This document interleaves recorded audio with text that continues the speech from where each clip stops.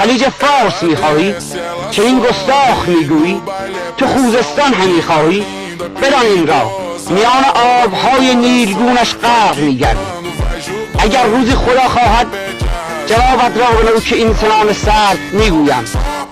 همان گونه که روم باستان از پای افکندم تو را بر خاک بنشانم.